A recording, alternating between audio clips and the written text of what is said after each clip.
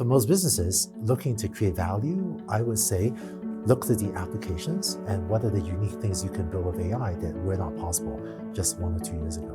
Welcome to Radio Davos, the podcast from the World Economic Forum that looks at the biggest challenges and how we might solve them. This week, we're looking at how businesses are deploying artificial intelligence. We're seeing a real shift from companies experimenting with AI in small pilots to actually scaling it across their businesses. The World Economic Forum has looked at how AI is being used across a wide range of sectors and has published the findings to help companies deploy the technology safely, responsibly, and profitably. If you walk in a factory that's truly advanced today, you'll have autonomously guided vehicles everywhere, delivering different pieces just in time for when that specific part is needed. Those are all great examples of how they're using machine learning, AI, and AI agents on the factory floor. We hear from one of the world's most influential AI researchers and from Siemens, a company that makes the brains for other manufacturers to use AI in their factories. The advantage you have on going digital in AI is that you can learn from your mistakes way faster. You run scenarios, not 1 or 10 or 100 times, but thousands or millions of times. I'm Robin Pomeroy at the World Economic Forum, and with this look at how AI is changing industry and everyone in it. AI was the domain of the nerds in the basements, which would come up and look at a problem and go back and calculate it. Now everybody can. That makes a huge difference if you put it in the hand of everybody. This is Radio Davos. Welcome to Radio Davos, where we are once again talking about artificial intelligence, and I'm joined at the start of this episode by Cathy Lee. Cathy, how are you? I'm good. How are you, Robin? Very well, thank you. Remind us, Cathy, what your important job is at the World Economic Forum. I head the AI data and Metaverse work at the World Economic Forum. We're going to be talking about these white papers that you published. Most of them were published in Davos, I think, in the annual meeting. This series is called AI in Action: Beyond Experimentation to Transform Industry. Tell us what, in a nutshell, what these papers set out to do. In January, we launched this whole series, as you just mentioned, which takes a deep dive into how AI is transforming different industries. AI is evolving at an incredible pace, and with so much changing, we wanted to capture where things stand today while also keeping an eye on what's next. This is a 10-paper series developed with Accenture, BCG, McKinsey, and the University of Oxford, covering a mix of broad industry trends and more focused deep dives into specific sectors and regions. Right, so there are other papers in this series covering, could you give us an idea of what they cover? Healthcare, financial services, media, transport, advanced manufacturing, and critical topics such as energy, cybersecurity, and AI's industry development in China. Industries have been using artificial intelligence for many, many years.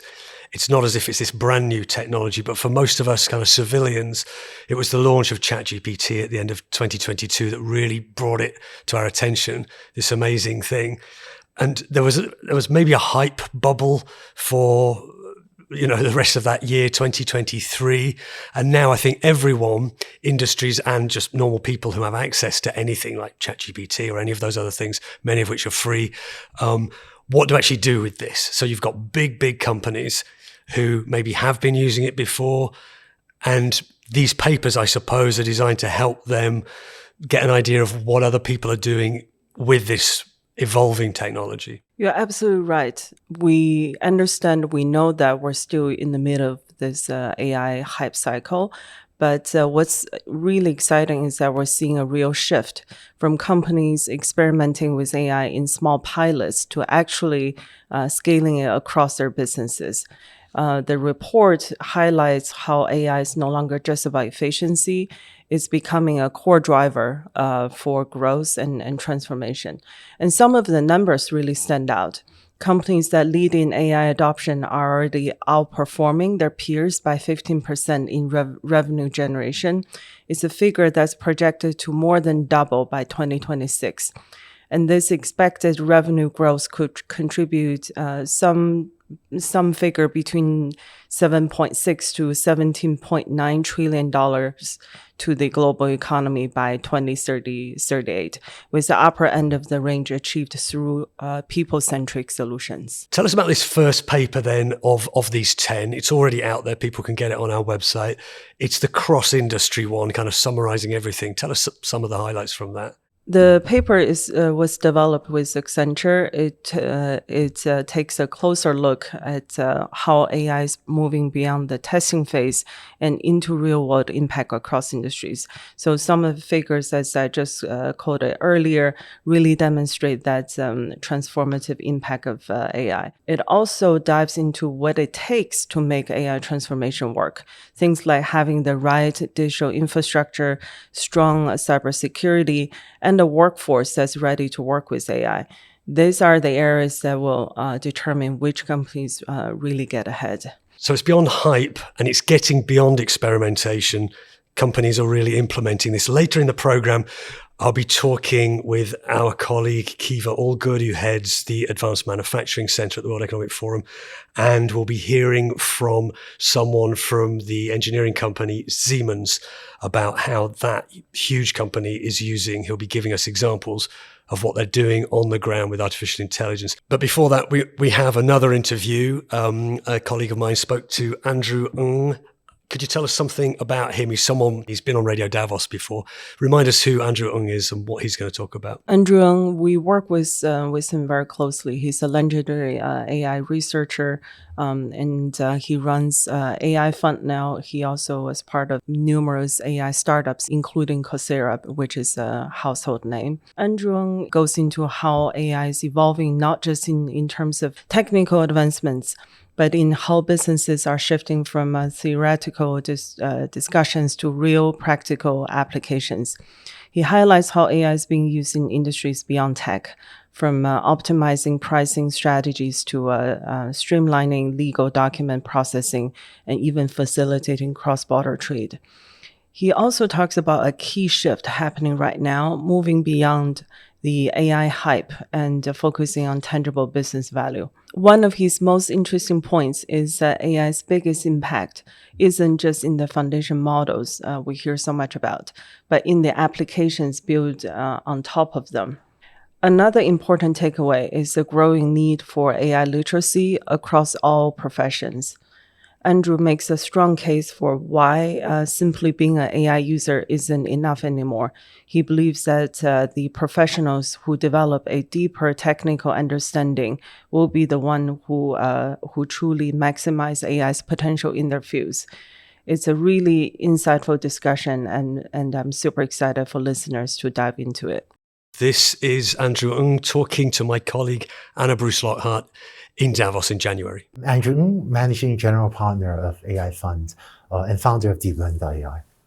Here at Davos, you recently spoke about artificial general intelligence. How do you see AI evolving to better understand and emulate human reasoning? There's a lot of excitement about AI. And as AI improves its reasoning ability, the set of tasks that AI is able to do is expanding. And the reason this is exciting is because this also expands the set of applications that are now possible by building on top of AI. I think intelligence in isolation is not that useful. It's when we find an application such as, can we use this to smooth out cross-border trade by improving compliance? Or can we use this to drive pricing analytics? Or can we use this to help process legal documents? It's those applications where the value is. And so as AI becomes more intelligent and more able to generate sensible responses, the effectiveness with which we can build these applications also grows. So which industries do you believe are underutilizing AI? AI is a general purpose technology, meaning it's useful not just for one or two things, but for many different things. And I think adoption of AI has been progressing across all industries, but the industries that are more digital are probably ahead. So tech is clearly very digital, embracing AI. I think finance, financial services, maybe healthcare, these are industries a little bit more digital. In contrast, industries such as natural resource extraction, it turns out that in the last decade, they've become quite digital as well. But then maybe the IT staffing and the DNA and the skill set isn't as advanced as financial services. But I think compared to 10 years ago, all industries are much more digital than they have been. So I feel like there is adoption of AI pretty much happening across all sectors. How can businesses use AI to innovate? There's so much excitement about AI, but where are the biggest opportunities? This is what I think of as the AI stack. At the lowest level is the semiconductors, and then the cloud companies, and then the large AI model trainers or the foundation model companies. And it turns out there's a lot of excitement and buzz about these technology companies, and that's fine, nothing wrong with that. It is exciting. Almost by definition, though, there's another layer of the AI stack that's going to be even more valuable, which is the applications we build on top. Because frankly, we need the applications to generate even more revenue so they can afford to pay these technology providers that the media writes about so much.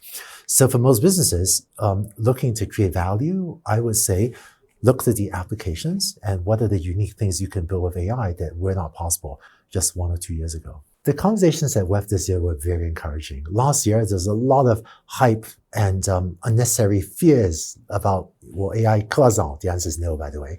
I think this year, the hype is still a little bit there, but it's died down substantially. But I find myself seeing a lot more business implementation conversations where businesses will be excited about, AGI and intelligence and all of these things, but then they'll sit down and say, okay, great.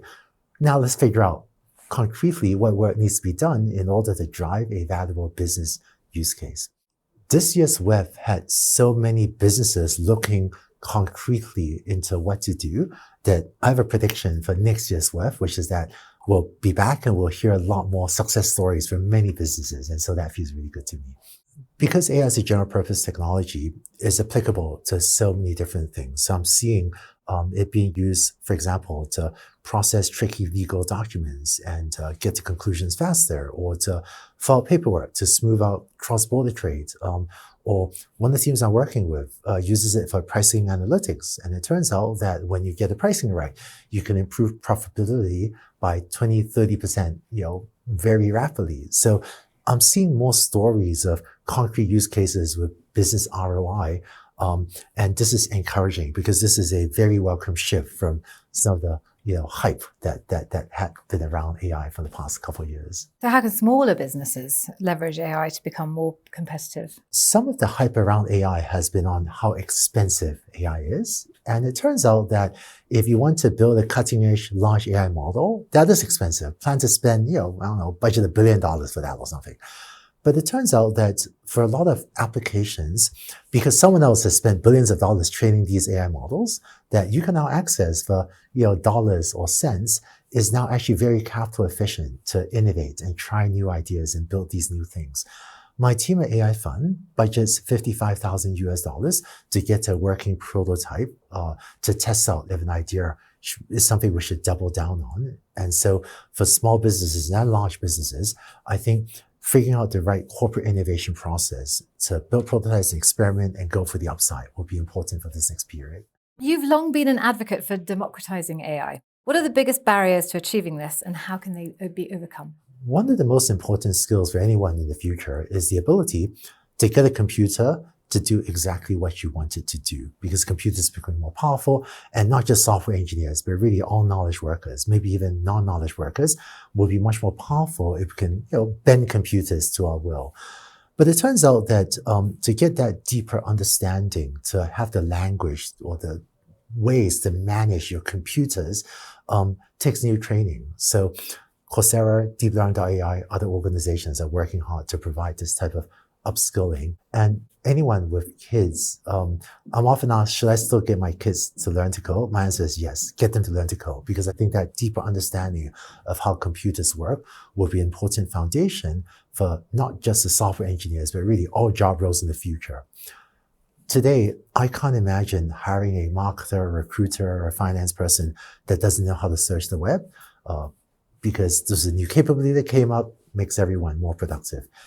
I think we are soon approaching the point. I think we're actually already at the point. I can't imagine today hiring a marketer that doesn't know how to use AI deeply. And I think in the future, I won't hire any marketer that doesn't know at a deeper level, almost how to code level, how to make use of AI. One thing I've been curious about, in tech, we have this concept of the 10x programmer, where some programmers are maybe 10 times better at getting computers to do things than other programmers.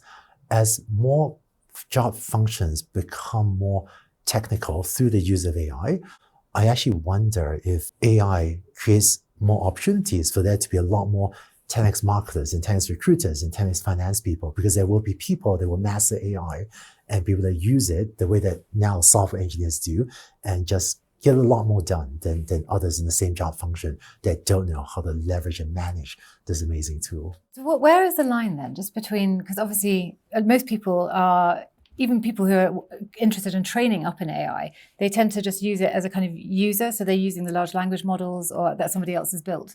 So is that enough in this day and age just to sort of know how to use all the available apps and be clever about that? Or do you have to go deeper and really know how to kind of construct them? It is a great first step to learn to be a user of AI, to know how to prompt AI models on the internet well. But what I'm seeing is for the most sophisticated tasks, people that have a deeper understanding of computers would really go much further. And at this moment in time, learning just a little bit about how to code gives you that deeper knowledge to be much more effective. It turns out that with AI-assisted coding, a little bit of learning goes a long way. And I know that some people that are saying AI will do all the coding, you don't need to code anymore. I think that's wrong. I think the point is not coding, it's learning that deeper understanding of how to get a computer to do what you want. A few years ago, there was an eye-opening moment for me when I was working with a collaborator on using AI to generate pictures for background images for a course I was teaching. And I was writing prompts and I got pictures that looked so-so. But one of my collaborators had studied art history. He had the right language to tell a computer what images he wanted to generate. And we ended up using all of his images and none of mine. And I think that in getting computers to do our business tasks as well in different job functions, I'm seeing the same thing where people with that deeper understanding with the right language and the right mindset are much better able to direct computers to help us with various functions, various knowledge work functions.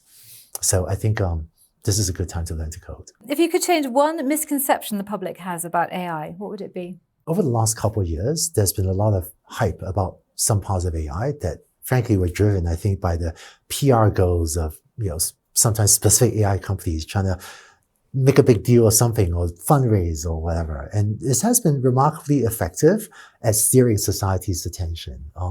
But I think it is exciting, AI technology and AI companies. But where I think we pay not enough attention is at the application layer, because the real value of AI, most of the value isn't the technology, is what applications we can build on top of that. So to most people and businesses, I would say, pay attention to the hype is entertaining, right? It's great. It is exciting. But focus also on thinking through what the applications you can build. And for most businesses, it's not as simple as dumping everything into a large language model on the internet. You have to identify the unique use case and then think through the workflow. Sometimes we call these agentic workflows needed to realize a specific valuable business application. That was Andrew Ng talking to us in Davos in January. Still got Cathy Lee with us. Cathy? I wanted to also add that the forum now is seeking the most groundbreaking AI-enabled business transformation case studies and solutions across industries and functions. We just opened up the MINDS program last week. MINDS stands for Meaningful, Intelligent, and Novel, Deployable AI Solutions. So please do apply and be part of the next generation AI transformation business cases. So what's that? So if I'm a company and I'm doing something really interesting in AI, I can get involved in this. Absolutely. You please, be involved and you might get recognized. And most importantly, there will be a lot you can learn from your peers. That's the first half of this. In the second half of this episode, we'll be talking about advanced manufacturing, high-tech factories. But for now, Cathy Lee, thanks very much for joining us on Radio Davos. Thank you, Robin. To continue our exploration of how artificial intelligence is being adopted and applied in industry, I'm joined by my colleague, Kiva Allgood. Hi, Kiva. How are you? Hi, Robin. I'm doing well today. Remind us, what is it you do at the World Economic Forum? Yes, I lead the Center for Advanced Manufacturing, and we are entirely focused on really unifying the global manufacturing and supply chain leaders across all industries. So we've got 22 different industries that we work with to really share best practices, spark innovation, and scale impact. So it's advanced manufacturing, and you're looking at ways companies are making stuff, factories of the future, this kind of thing. So AI must be an important thing for them right now. Oh, it is. I mean, I'd say, we partner with anybody who makes or moves things. So the laptop or that you're working on, the speakers we're speaking into, these are all manufacturers and they have a full supply chain and value chain.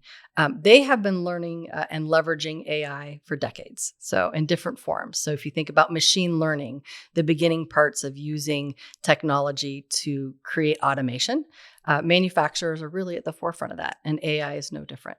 And you created this report, one of this series of reports that we're looking at in this podcast, Frontier Technologies in Industrial Operations. Can you pick out some highlights, maybe that people might be interested in how AI is being applied now and in the near term? You bet. I mean, part of my role, we also run a program called the Global Lighthouse Network, which is a peer-based awards program. Think of it like a Michelin star.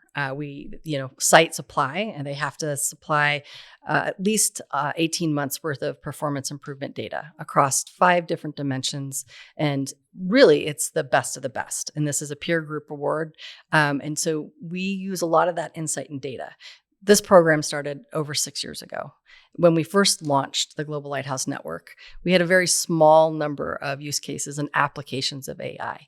Today, we have almost 80. So 80% of the people who are now considered the best of the best as far as manufacturing and supply chain practices are using AI in some way. A lot of them are using generative AI. And so I think the word of the day is AI, but really what it comes down to is process improvement. How are you helping the factory or the logistics save money, make money, or come up with a new business model? AI plays a really interesting role in that. But they also have learned over the last bit that you need to bring the floor, the people who work there, on that journey as well. So a lot of the use cases we're highlighting around AI and AI agents and a different type is based off the fact that you've got to collect the insights and the intelligence from the people on the factory floor and embed those into these different types of agents in order to see the biggest impact in process improvement. Are there any examples you could give us, kind of real world, of how AI has been deployed in a way that has really transformed the way things work? There's so many examples, actually. The white paper does an amazing job of kind of outlining those and giving a lot of contextualization to, it's not really just about AI. I had I get to travel the world since I've been at the firm. I think I've been around the globe twice, and I get to walk into a lot of these factories and I get to see how they're really demonstrating best practices. There's one factory I had the opportunity, and they're using AI in their aluminum stamping process to really get the right strength out of the aluminum. You have to manage the temperature of the water. So they use these different AI agents and tools to understand how is that aluminum being processed by every millisecond, really, to be able to control the water so that they get the best quality product at the end. We've seen where you've got logistics and supply chain managers, where it would have taken them probably a month, right, to run a whole bunch of different scenarios, say 9 different ways of thinking about procurement and supply chain. They can do that in minutes today. So I think there's no end. I mean, if you walk on a factory that's truly advanced today, you'll have autonomously guided vehicles everywhere. They'll be delivering different parts just in time for when that specific part is needed. Those are all great examples of how they're using machine learning, AI, and AI agents on the factory floor. Is it easy for companies to adopt these technologies? Are there some companies you speak to like, I feel we should be doing more with AI, but we're not really sure where to go, which parts of our operations we should be developing with AI? What are the barriers that some companies may be finding difficult? Typically, a barrier is data, right? Do you have the data in order to create a model? And sometimes that's in someone's brain. They know how the machine, and when it starts to vibrate like this, they need to do this. That is also critical. So I'd say data tends to be one of the areas. That's where you see a lot of advancement in spaces like financial services or insurance or taxes, because you've collected that data for decades, right? When you think about logistics on a factory floor, you have lots of process inputs. You have lots of data. Often it's not clean. It is from lots of different types of systems. It has different types of taxonomy. So you have to kind of collect it and clean it before you can take action from it. So I interviewed in Davos Cedrik Neike, CEO of Digital Industries at Siemens, big company involved in making big machines, often involved in manufacturing. And he's in the digital side of that. And he says at the start of the interview, we make the brains that will run factories in some cases. Can you tell us something about him? Yeah, I'd say he's a pioneer in the industry. I think he's, and Siemens in general, they've really leaned into the concept of how do we ensure that we as an industry can collectively move forward, especially when you think about sustainability.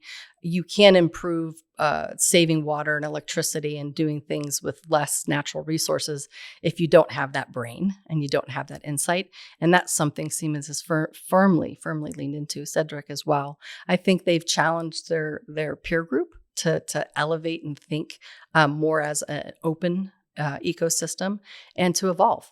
To get to that next level of really understanding human machines and how they interact on a factory floor. But 100% that kind of intelligent manufacturing, or say a software-defined factory, that's here today. They exist. And a lot of that is due to the fact that Cedric and companies like Siemens have really thought about what is the industry going to be like 10, 15 years from now. And they've really aimed for that and leaned forward. Well, let's hear from Cedric now. My name's Cedrik Neike. I'm a board member at Siemens, and I'm the CEO of the digital industry part of Siemens. What is the digital industry part of Siemens? So we basically built the software and also the automation for most industries out there. And this starts really on the software side. Imagine you dream up a new idea, so you can sort of build it in software, you can simulate it, and then you make sure that you can build it. And then once you put it into automation, it actually gets done. These are the two things which we do. The actual, if you want, the PLCs, the brain of the machines. Siemens built a third of them in the world. So let me just try and understand that. These are other companies who want a brain, as you call it, and they'll come to you to get that. Is that right? So you want to build a car. If you build a car, we will have the software to design the car, to test it, if you crash it against the wall, to actually make sure how it's getting produced. So we do that for a car. And then we would build the factory actually building the car, or help build the brains behind that factory. We would do this also for pharmaceuticals. We would do this for pizzas. We would do this. I mean, imagine anything which needs to get built, we would be in that process. That sounds like an area where you'd have been using artificial intelligence for a long time. This is nothing new to you. So yes, we've been looking at AI for a long, long time. I think we started with some of the base concept in the 70s. And I think Siemens has more than 3,700 patents in AI, and a lot of them are applied to industry. What's changed recently then with this kind of generative AI explosion? It's a bit like the internet, right? I mean, the internet has existed for a long time, and then boom, the browser came up, and the internet really got on its feet. And the same thing was generative AI. AI has been existing for a long, long time, but Gen AI made it much easier to train it, where we used specialists and months to train AI onto the shop floor. We can now do it in days or even hours. And that's a huge difference. It's the ease of adoption has increased dramatically. And of course, therefore also the impact.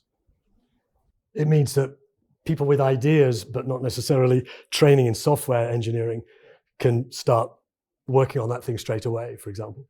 Yeah, and I think that's what generative AI has done. It's put AI into the hands of everybody. Everybody could become a prompt engineer and come up with some new ideas. AI was the domain of the nerds in the basements, which would come up and look at a problem and go back and calculate it.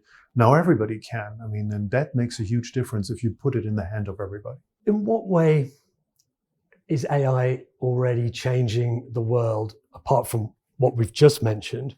We talk about revolutionary ideas. People even talk about, and I'm going to get onto your TED talk in a moment, which I watched yesterday, about it even saving the world potentially. What are we seeing already that isn't just efficiency gains or maybe some kind of easier interface, things that are really revolutionary? Everybody wants the big thing, but I think it's the small steps which actually make the difference. Because if you look at people like me, which are sort of industry people, we optimize the world in little sort of increments and make sure that it continuously improves, so that we put sort of products in everybody's hands. Imagine a car, right? And when Ford came in, he made it available for everybody.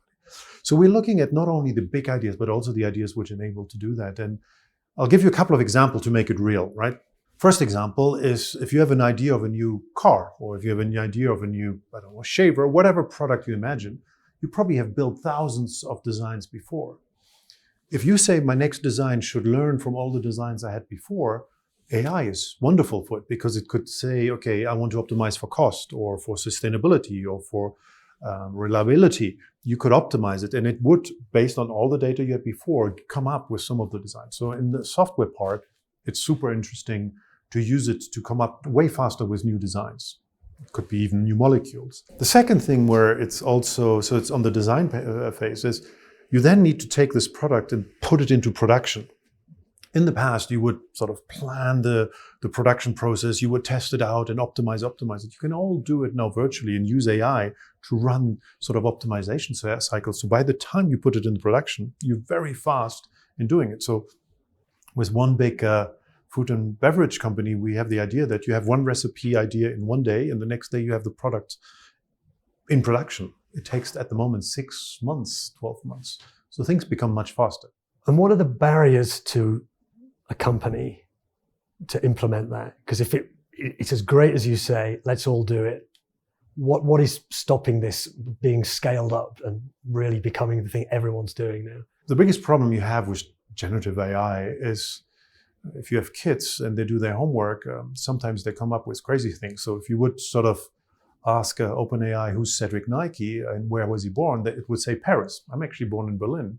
So there's mistakes which happen. Now, it's funny if it's a sort of a submission of your kids in school, but if you get something wrong on the shop floor, it has potentially huge impact, life-threatening impacts. So we need to trust the problem, and we need to see that it's safe. That's the first thing. The second thing, a shop floor worker or a specialist are often not trained IT specialists. That's not the world they're coming from. So you need to make that technology easy to use and approve, and you need to show the benefits. I'll give you an example. Normally, the biggest problem is when you have the so-called graveyard shift in a factory, is that the specialist is at home and sleeps. So often the problem is if a machine has a problem, you wait till the next day it comes forward. Now with Gen AI, the machine can have read all its manual, knows that if it sees a problem, says, look, on page 263, it's probably that issue. So when the operator, which is in the graveyard shift, goes to it, the machine could talk to the operator and say, look, I have a problem. This is the solution. You should order this piece, and this is how you do it. I think it solves a lot of problems you actually have on the shop floor. It's interesting because you said these incremental steps. Well, I was pushing you for a revolutionary one. But in your TED Talk, which is called Time is Running Out on Climate Change, the Metaverse Could Help, within 10 minutes there you tell us, because I've been wondering this for the last 2 years, how is AI going to solve climate change? Because so far it's just put more emissions into the air. But you convincingly in 10 minutes. So we don't have 10 minutes to do that here. But no, but I'll try to explain. The biggest problem we have in industry is we dig stuff up, we then sort of ship it around the world. We have an idea of what to do with it. So I don't know, we build a car, we crash it a couple of times against the wall, and by the end we're happy. So it's a very physical environment. The advantage you have on going digital and AI is that you can learn from your mistakes way faster. So once you have a so-called digital twin of a product, you can actually say, what material should I use?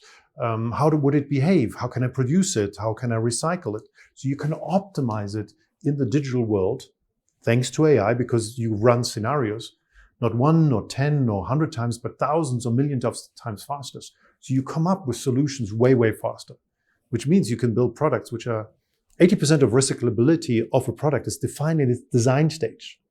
So if you can fix that up front, you have a huge impact there. And I think it's important, and I talked about it in the TED Talk, is, look, we're going to be 10 billion people on Earth, right?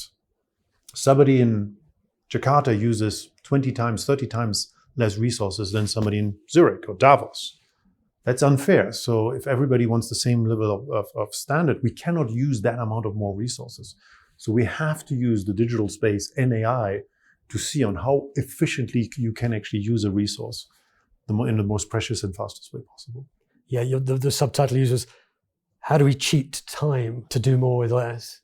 It seems like kind of philosophically, it's all about time for you, that we can do all the things we need to do if we have the time. And you're saying this gives us so much more time. It takes 100 years to build the perfect combustion engine. 100 years. We need to get our electrical cars to be way more efficient, much faster. And the only way of cheating time or getting faster is that you basically simulate in the digital world on how to build the best battery, the best car, the best production in the possible way. And that's what I mean with cheating time is, if you look at the 1.5 degrees and we're in Davos and it's way warmer than it normally is. And every year we say, look, it's special for this year. But the reality is if the world is getting warmer, we need to find solution for it to get cooler way faster. In order to do this, we need to cheat time. And the way to do it is to use digital processes and AI to do that. So I'll give you 2 examples of factories. So we have one, which is our sustainability factory. Our sustainability factory in Fürth, we get an award this year, is a very normal factory. And thanks to AI and simulating energy demand and the things I described to you, for each product, we use now 64% less energy for the same product, 72% less CO2, which means we were planning by 2040 to be CO2 neutral in that factory. We will already be in 2026 CO2 neutral because we use AI to simulate and optimize the use of resources. That's what I mean by cheating time and being much faster. In addition to those massive efficiencies, particularly energy efficiency or resource efficiency, and this may be outside of your remit and your job, but do you see AI coming up with novel solutions that could help us on climate change? It's a bit like, I mean, look, I stood in front of when the internet came and it was supposed to be the biggest thing, and then the internet bubble burst, and the internet has changed everything. It has changed everything. Has it made the world better? It's definitely made it more connected, right? So that's the one thing. I think that, I mean, the biggest thing of generative AI is the capability to build connections. I mean, it learns from billions of data points to find out new ideas, which is, if you would compare it to the Renaissance. In the Renaissance, the main idea of the engineers was to look at problems from 4, 5, 6 different ways and come up with a new solution. So as AI goes into that environment, it will definitely help human engineers to not do a lot of the boring calculation and to come up with new ideas. So it has the potential to find way more efficient ways of building solar panels, way more efficient ways of heating a house, right? I mean, at the moment, 40% of all energy is being wasted in buildings. It's insane. So imagine that this could be done much more dynamically. So yes, I believe that in its right way, AI could have a big impact on accelerating the energy transition. Cedrik Neike, CEO of Digital Industries at Siemens.